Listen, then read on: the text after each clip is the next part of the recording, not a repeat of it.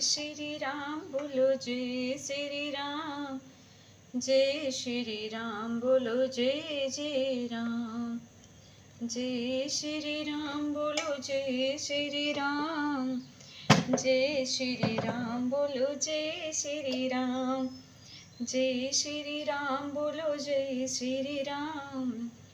हरे कृष्णा। आज मैं आप सभी के समक्ष एक बड़ी सुंदर, बहुत अद्भुत और अलौकिक कथा प्रस्तुत करने वाली हूँ। यह कथा हमारे रामायण से जुड़ी हुई है। रामायण में जब श्री राम जी का इस संसार के उनके सारे कार्य जो थे कब पूरी तरह से संपन्न हो गया और उनका जब रामायण का अंतिम समय था, जब उनका जाने का समय हुआ अपने बैकुंठ धाम, उस समय की एक कथा है। अभी कथा आनंद भी है और एक भक्त की प्रतिष्ठा और एक भक्त की भक्ति भी इसमें दर्शाता है। कहा जाता है ना, भक्त के आगे भगवान भी नतमस्तक होते हैं। और भक्त की भक्ति ऐसी होती है कि ईश्वर को भी बांध देता है, ईश्वर को भी बाधित करता है। और कभी कभी भक्त को भटका कर भगवान अपने मार्ग पे निकलते हैं। कुछ ऐसी ही अद्भुत अलौकिक कथा है। आइए श्रवण करते हैं, उसके बाद बातें करते हैं। जय श्री राम। आइए गौरी नंदन विनायक जी को प्रणाम करते हैं। बोलो गजानन महाराज की जय, शिव संतन की जय, जय श्री राम जी की जय, जय जय पवन पुत्र हनुमान की जय। श्री शंभु। आइए, ये कथा प्राचीन समय सती की रामायण की कथा है। जब श्री राम जी का इस जन्मभूमि में उनकी सारी क्रियाकलापें जब संपन्न हो गई थी, अब उनको यहाँ से अपने बैकुंठ धाम का यात्रा करना था। पर यात्रा कैसे करें, समय निकट आ रहा था जाने का। इतने में उनसे यमदूत मिलने आते हैं। वो बताते, प्रभु अब आपका यहाँ का समय समाप्त हो चुका है धरती लोक का, अब आपको अपने बैकुंठ धाम में विराजमान करना चाहिए। प्रभु कहते, चाहता तो मैं भी हूँ, पर मेरे हनुमान जी के रहते हुए आप ना मुझे ले जा सकते हैं और ना मैं जा सकता हूँ। इस पे यमदूत बोले कि जी प्रभु, आपके भक्त पवन सुत हनुमान जी के रहते हुए वो आपके द्वारपाल है, द्वार पे हमेशा सदैव खड़े रहते हैं। बिन उनके आज्ञा कोई नहीं आपके प्रवेश नहीं कर सकता। फिर आपको ले जाने की बात ही अलग है, तब कोई नहीं ले जा सकता। हम काल भी उनसे डर रहे हैं। तो इसका क्या उपाय है प्रभु, क्योंकि आपका समय जो है वह समाप्त हो चुका है, अब यहाँ से जाना है। प्रभु एक चीज़ जान लीजिए कि ईश्वर भी ये चीज़ें दर्शाते हैं कि जो जन्म लिया है उसका जाना, उसका नष्ट होना इस धरती से निश्चित है। यहाँ पे कोई अजर अमर नहीं है। यही हर एक कथा में प्रभु श्री राम चाहे जो जिस रूप में लिए, सब में एक ही चीज़ का उनका विद्यांत है, एक ही चीज़ देखी जाती है कि जाना निश्चित है। आइए कथा के पे तुरंत प्रारंभ होते हैं, कथा की तरफ बढ़ते हैं। फिर उसके बाद उन्होंने कहा कि अभी मैं क्या करूं, मुझे जाना तो है। तब श्री राम जी के दिमाग में आया, उन्होंने हनुमान जी को बुलाया और कहा, हनुमान, मेरी एक बहुत प्रिय और प्राणों से प्रिय अंगूठी जो मुझे सच में बहुत प्रिय थी, वह अंगूठी मेरा इस राजमहल के उस दरार में गिर गई है। क्या तुम उस मेरे प्रिय अंगूठी को मेरे लिए ला सकते हो?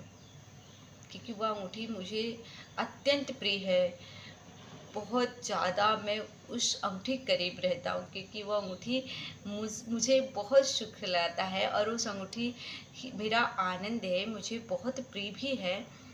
और वह अंगूठी मुझे याद दिलाता है सीते का, इसलिए मेरे लिए वो बहुत प्रिय और बहुत आनंददायी। जब मैं अंगूठी को देखता हूँ तो मुझे आनंद की अनुभूति होती है। ये बात सुनते ही हनुमान जी बोलते हैं, प्रभु आप बस आज्ञा दीजिए, वह अंगूठी कहीं भी हो मैं वहाँ से आपके लिए ले आऊँगा। इतना कहकर हनुमान जी उस दरार, इतनी छोटी सी दरार के हिसाब से हनुमान जी ने अपने स्वरूप ले लिया। छोटा सा रूप लेकर हनुमान जी दरार में चले जाते हैं। वह जितने अंदर जाते वह समाप्ति नहीं होता उसका सीमा, वह बढ़ते जाते ऐसे अंततः वह पाताल लोक में पहुँच गए।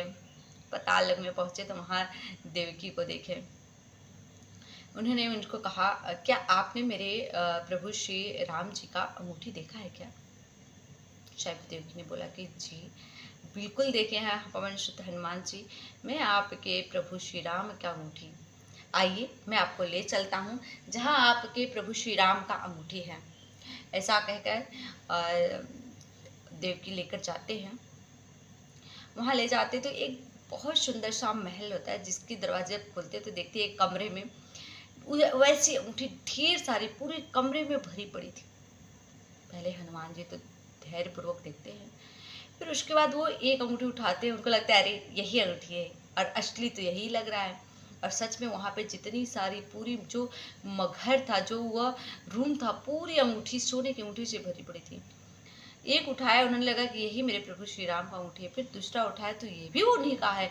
ऐसी तरह से उन्होंने जब सारी अंगूठियाँ बारीक बारीक उठाने लगी तो देखा कि सब प्रभु श्री राम का है। वो बड़े अचंभित हुए कि कौन सा खेल खेला जा रहा है। उन्होंने तो वासुकी को बुलाया, वासुकी से पूछा कि यह मेरे साथ क्या हो रहा है। वासुकी जी क्षमा चाहते हैं, वासुकी था, मैंने देवकी बोला, याद रखिएगा। तो उन्होंने कहा कि यह कोई खेल नहीं है आपके साथ, यह प्रभु का प्रेम और आपका प्रेम प्रमाणित है कि यह प्रभु के हर युग में जब वो आते हैं और जब वो जाते हैं तो हर बार यही प्रक्रिया करते हैं। और ऐसा करते करते ये घर भर चुका है, ये रूम पूरा भर चुका है प्रभु के अंगूठी से। वो जितनी बार आते हैं सतयुग में अपना स्वरूप लेते हैं, उतनी बार अंगूठी को लेने आपको भेजते हैं, उतनी बार वो दरार में अंगूठी डालते हैं और उतनी बार आप आते हैं लेने। और ऐसे ऐसे कहकर ये जितनी अंगूठी आप देख रहे हैं ये प्रभु के स्वरूपों का उतनी बार वर्णन करता है, प्रभु का उतनी बार जन्म हुआ है और उतनी बार आप अंगूठी लेने आते हैं। तो हनुमान जी बोले इसका क्या तात्पर्य है। उन्होंने कहा हे बल बुद्धि के दाता, आप सब समझ जा रहे हैं।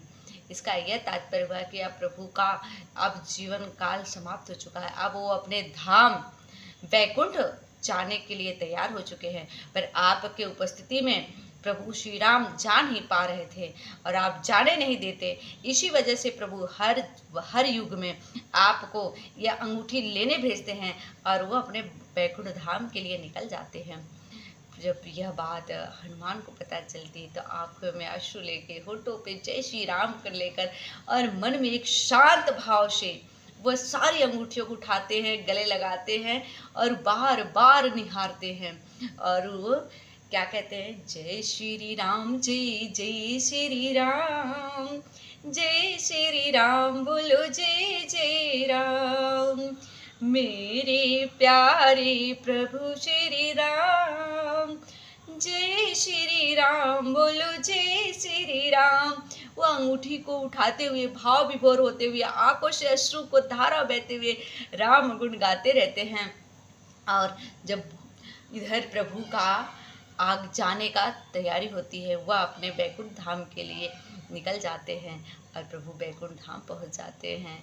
इस प्रकार ये कथा समाप्त होता है। और इस कथा में हम बस यही एक बहुत सारी चीज़ें मिलती हैं हमें, पर एक सबसे अद्भुत चीज़ें सीख मिलती, जानते हैं क्या, कि कोई भी हो इस धरती पे से मृत लोग हैं, यहाँ पे जो आएगा सो जाएगा। और आप हाथ बांध कर आते, हाथ खोल कर जाते, मतलब आते हैं तो 1000 रिश्ते बनते हैं और जाते हैं तो एक भी आपका अपना नहीं होता। प्राणों से प्रिय भी जो हो वो भी छूटता है और पूरी जीवन छल कपट से कमाए हुआ धन भी छूटता है। बस रह जाता है आपके कर्म और रह जाता है नाम, जो युगों युगों तक चला जा रहा है वह प्रभु श्री राम का नाम है। ना उनका राज्य है, ना कुछ रहा। तो वह नाम की तरफ अग्रसर हुए आप सभी लोग, नाम का रटन लगाइए, नाम का धुन कीजिए, क्योंकि वही रहेगा आदि अनादि तक।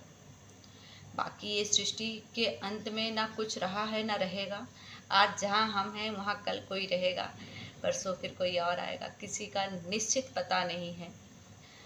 अस्थाई पता पे सब जीवन जी रहे हैं, पर ऐसा दिखा रहे हैं कि सब कुछ मेरा है, सब पे मेरा अधिपत्य है, सब मैंने किया, यह भ्रम है। और यही हमारे आपके सबके दुख का कारण है। जय जय श्री राम, जय जय श्री राम, जय जय श्री राम। आइए निवारण के बारे में बात करते हैं, उपाय के बारे में बात करते हैं।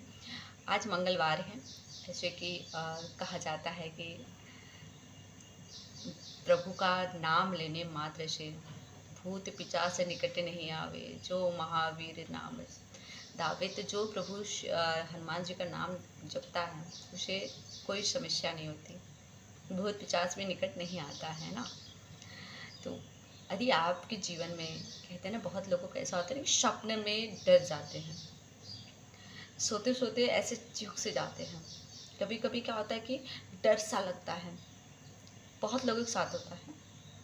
जिनके साथ होता होगा उनके लिए तो ये वीडियो बहुत लाभकारी है। अगर आप लोग के पास ये वीडियो जा रही है, जिनके पास भी, अगर आप लोग के आस पास या जानकारी में कोई ऐसा व्यक्ति हो जिन्हें ऐसा लगता हो, तो उन्हें ये वीडियो ज़रूर शेयर करिएगा। उनके लिए कहते हैं अमृत के समान होता है ना। तो इसका उपाय बड़ी सरल है। आप अपने सोने से पहले राम नाम का एक छोटा सा कॉपी ले लीजिए। उस पर रेड पेन से जय श्री राम जय श्री राम जय श्री राम जय श्री राम लिखिए। ऊपर एक पहले हेडिंग में हनुमान जी का नाम लिखकर अब जय श्री राम लिखिए। और अपनी जो समस्या है, जितनी बार जय श्री राम लिखिए उतनी बार बोलिए। और जब सोते समय उसे अपने पास रख के सोइए। ऐसे 21 दिन करिएगा। आपका समस्या समाधान ना बदलाते कहिएगा। देखिए, जो कुछ मैं बताती, मैं अचानक मुझे अभी मैं पाठ करते करते मुझे आभास हुआ, मैंने बता दिया। मुझे ऐसे निश्चित रूप से पूरा याद नहीं रहता कि हाँ यह चीज़ें मैंने किसको बताया है। लेकिन मैं अभी कथा करने बैठी हूँ, पूजा करने बैठी हूँ, और मुझे किसी चीज़ का आभास होता है, मैं उसे तुरंत रिकॉर्ड कर लेती हूँ। जैसे अभी मैं रोज़ आप लोग को उपाय बताती हूँ, वह मेरे अंदर का जो आता है मैं वो बताती हूँ। और उसे करने से लाभ उतना ही मिलेगा जितना विश्वास से आप करेंगे, ये निश्चित मान लीजिए। कहा जाता है कि दीपक जलाइए, जितना तेल डालेंगे उतना ही जलेगा ना। बस वही बात है भाई, कि जितना विश्वास से आप करेंगे, जितना भक्ति दिखाएंगे और जितना आपका दृढ़ रहेंगे, बस रामदास उतना ही कृपा करेंगे। अगर प्रभु बालाजी की कृपा, हनुमान जी की कृपा पाना चाहते हैं तो राम नाम मग्न होकर करिएगा, आत्मसमर्पण होकर करिएगा, विश्वास से करिएगा, कृपा बरसेगा। इसमें कोई दो राय नहीं है, बस आप में कमी नहीं होनी चाहिए। तो जय जय श्री राम। और ऐसे ही अलौकिक, आनंदित और ईश्वर से जुड़ी हुई कथाओं को सुनने के लिए सरलता से, प्यार से निवेदन है कि पेज को सब्सक्राइब कीजिए और उन सभी लोगों के पास इस पेज को शेयर कीजिए जो ऐसे अलौकिक और आधुनिक कथाओं को सुनने और प्रेरित करना चाहते हैं। और ख़ास करके अपने बच्चों को विशेष सुनाइए, क्योंकि आज मन और मानसिक स्थिति शांत होना बहुत ज़रूरी है। मन जो है चंचल है, और मन की चंचलता से क्या हो रहा है आप सभी लोग देख रहे हैं। तो सभी लोग प्लीज़ इस पेज को सब्सक्राइब जरूर कीजिएगा, और कमेंट में जय श्री राम तो लिखना बिल्कुल नहीं भूलिएगा भाई, है ना। सब उनकी कृपा है, और जब उनकी कृपा बस राम नाम लेने मात्र से मिल रहा है, तो ऐसी कृपा छोड़ने से क्या लाभ है। तो इसलिए इस कृपा को पाने के लिए राम नाम लिख दीजिएगा। और कैसा लगता है आप सभी को, ये भी थोड़ा सा कमेंट में कीजिएगा। तो सभी को प्रणाम, जय श्री कृष्णा। आप सभी लोग का जीवन सदा मंगल में रहे, ऐसी हरि से सदैव प्रार्थना रहेगी। और जो भी ये कथा सुन रहा है, हम बस इतना प्रार्थना करेंगे कि हनुमान जी से कि वह भी उनका वैसा ही कृपा बरसाए, वैसे ही संरक्षक रहे जैसे प्रभु राम जी के साथ रहें, सब पे कृपा बरसे। जय जय श्री राम।